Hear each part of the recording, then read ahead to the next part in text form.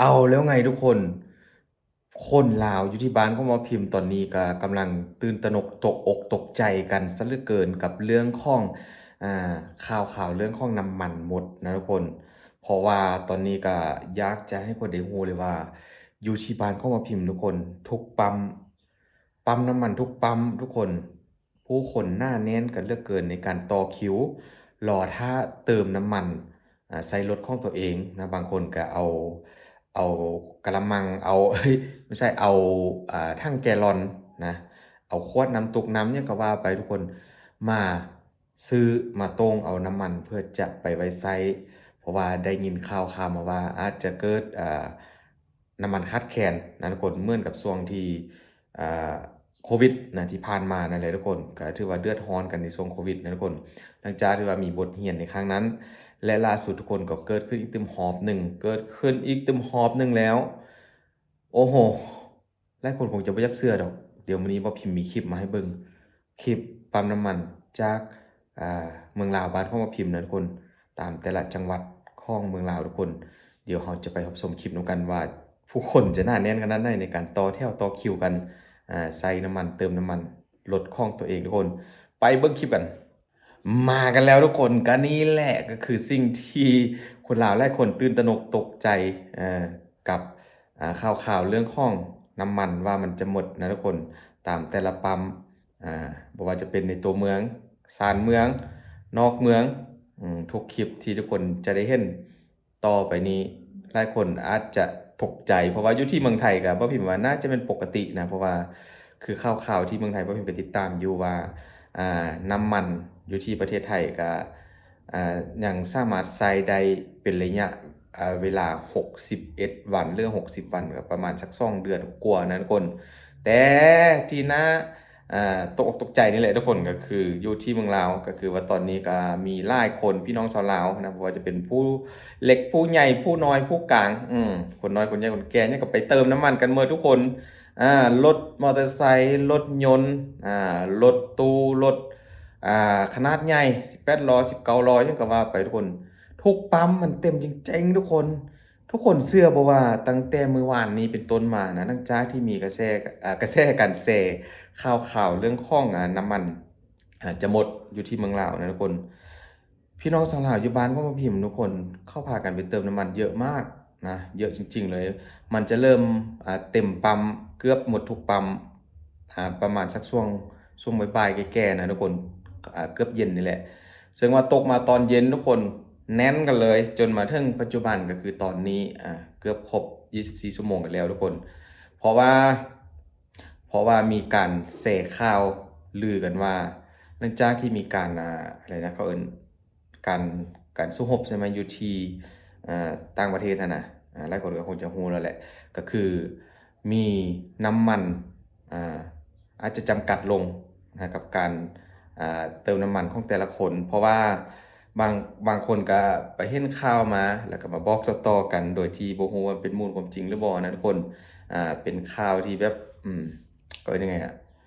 น่าเชื่อถือแด่บ่เชื่อถือแด่ผู้ใดก็บ่ฮู้ก็พากันแชร์ไปบางคนก็ว่าถ้าว่าบ่ไปเติมพรุ่งนี้ มื้อต่อไปอาจจะบ่มีน้ำมันอืมซึ่งว่านี่ก็อาจจะมีข่าวปลอมแด่นะทุกคนแทรกเข้ามาหลายคนก็ตื่นตื่นตัวก็ฮีบไปพากันไปเติมนะทุกคนเติมน้ำมันเติมไปเติมไปเติมไปเติมไปนั่นแหละคือบ่พิมพ์อย่าว่าแต่คนอื่นเลยบ่พิมพ์ก็ซื้อมาไว้ทั้งแกลลอนเลยทุกคนเดี๋ยวขึ้นภาพไว้ให้ดูนะทุกคนซึ่งว่าตอนนี้ก็ปัจจุบันนี้ก็ยังเต็มเกือบทุกปั๊มนะทุกคนเต็มเกือบทุกปั๊มกันเลย โดยเฉพาะก็แม่นปั๊มอยู่บริเวณตัวเมืองอ้อมแอมตัวเมืองก็ถือว่าเต็มกันหมดแล้วผู้ใดที่ว่าจะไปใส่น้ำมันหรือว่าไปเติมน้ำมันก็ต้องในหลอดท่าคิวแบบยาวเหยียดกันเลยทุกคนโอ้ยนะใส่ช่วงเช้าๆก็อาจจะมีมีความสบายนิดนึงก็เพราะว่ารถมันบ่ได้ติดนะทุกคนอากาศมันบ่ได้ร้อนแต่ว่ารถก็อาจจะน้อยช่วงเช้าๆนะเพราะว่าพิมพ์ มื้อเช้านี้ว่าพิมพ์ขับรถไปดูประมาณสัก7โมงเช้าทุกคนปรากฏว่าไล่ปั๊มก็ถือว่าเต็มตั้งแต่เช้ากันเลยและอันก็มีแจ้งการจากบ้านของว่าพิมพ์เนี่ยเขาก็บอกว่าบ่ต้องให้ตื่นตระหนกเพราะว่าน้ำมันยังเหลือใส่อยู่เป็นอีกตึมหนึ่งระยะเลยแหละอ่า แต่ว่าหลายคนก็คือว่านะทุกคนก็อาจจะมีความย้านกลัวเด้ย้านจะบ่มีน้ำมันมาใช้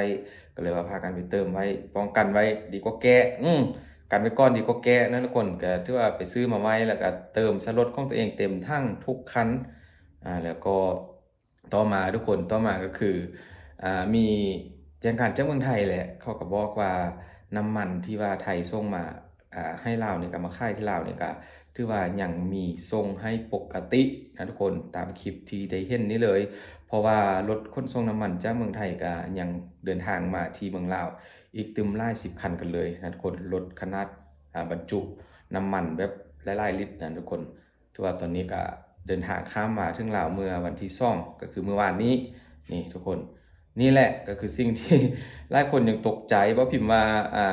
มันก็บ่แปลกดอกทุกคนนะก็แล้วแต่ความคิดของแต่ละคนซื้อไว้มันก็บ่ได้ผิดแต่ว่าอาจจะผิดที่บางคนอาจจะซื้อกักตุนไว้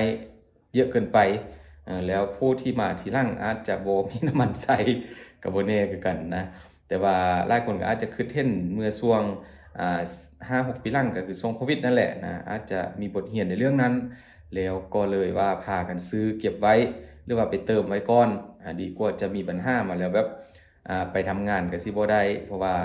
บางคนก็อาจจะบ่มีรถไฟฟ้ามอเตอร์ไซค์ไฟฟ้าหรือว่ารถยนต์ไฟฟ้านะอันนี้ก็ต้องได้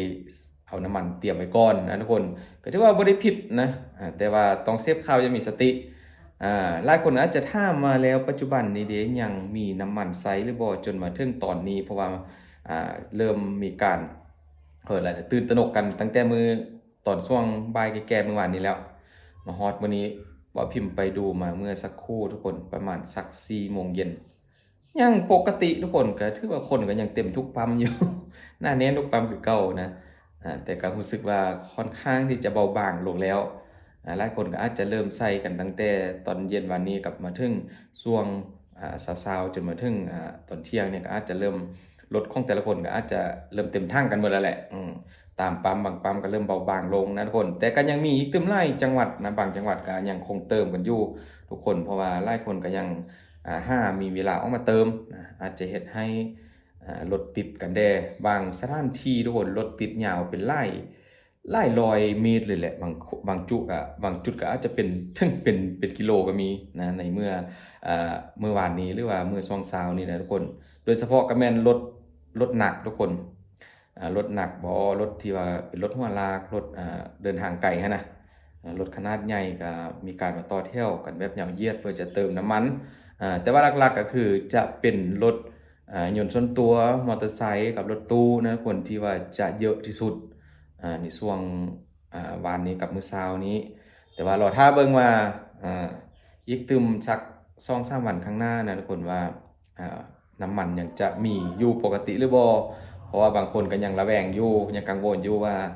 ถ้าว่าการต่อสู้กันของสู้รบกันครั้งนี้น่ะอยู่ต่างประเทศนั้นยังบ่ทันจบก็อาจจะมีความเสี่ยงบ่พิมพ์ก็คิดคือกันบ่พิมพ์ก็กลัวว่าจะมีความเสี่ยงกลัวว่าจะบ่มีน้ำมันใช้นะทุกคนเพราะว่าเราก็เคยมีบทเรียนมาแล้วครั้งหนึ่งก็รู้สึกแบบตื่นเต้นอ่าตื่นเต้นแล้วก็มีคิดกลัวว่าจะบ่มีน้ำมันนั่นแหละเพราะว่าเราก็ยังใช้น้ำมันใส่รถใส่อะไรทำไมของเราไปทำงานอยู่นะทุกคนก็อันนี้ก็เป็นการอัปเดตทุกคนให้คนได้เบิ่งว่าตอนนี้อยู่ที่บ้านของว่าพิมพ์ก็เป็นแบบนี้แหละทุกคนนะก็คือหลายคนก็ตื่นตระหนกกันเรื่องของการเซฟข่าวแล้วก็ว่าน้ำมันนั้นจะหมดแต่ในความเป็นจริงก็ถือว่ายังมีครบทุกปั๊มมีให้ใช้กันปกตินะทุกคนเพียงแค่ว่าคนจะไปเติมหลายเป็นพิเศษเติมหลายผิดปกติเฮ็ดให้มีความวุ่นวายแล้วก็ บางคนก็ถ่ายถ่ายคลิปถ่ายรูปถ่ายอะไรลงโซเชียลก็ผู้อื่นมาเห็นคนอื่นมาเห็นเขาก็อาจจะตื่นตัวนำตื่นตระหนกนำแล้วก็รีบมาเติมก็ยิ่งวุ่นกันเข้าไปจังได๋ก็ปัจจุบันนี้ก็สรุปก็คือยังมีน้ำมันใช้ปกตินะทุกคนเพียงแค่ว่าจะรอท่าเบิ่งอีกตึมสัก2-3วันว่าจะมีหยังเปลี่ยนแปลงหรือบ่เดี๋ยวผมจะอัปเดตข่าวให้ดูนะทุกคนก็ประมาณนี้ทุกคนกับสิ่งที่เกิดขึ้นที่บ้านของมาพิมพ์ตอนนี้นะทุกคนทุกคลิปที่ทุกคนได้เห็นก็มื้อวานนี้แด้กับมื้อนี้แด้ที่มีการอัปเดตเรื่องของพี่น้องบ้านของบ่พิมพ์นะคนลาวที่ไปเติมน้ำมันอยู่ตามปั๊มสถานที่ต่างๆตามแต่ละจุดแต่ละตัวเมืองแต่ละจังหวัดนะทุกคนก็รวบรวมให้ทุกคนได้เบิ่งพอเป็นคร่าวๆนะทุกคน อยู่ที่เมืองไทยเป็นยังไงทุกคนก็อย่าลืมคอมเมนต์บอกว่าพิมพ์กันใดว่าน้ำมันยังพอใช้หรือว่ามีใช้ปกติหรือบ่หรือมีจุดใดปั๊มใดที่แบบมีการต่อแถวยาวเหยียดคือกับอยู่ที่บ้านของว่าพิมพ์ในการไปเติมน้ำมันครั้งนี้นะทุกคนคอมเมนต์บอกว่าพิมพ์กันใดเด้อทุกคนขอบคุณหลายๆเจอกันคลิปพรุ่งนี้บ๊ายบาย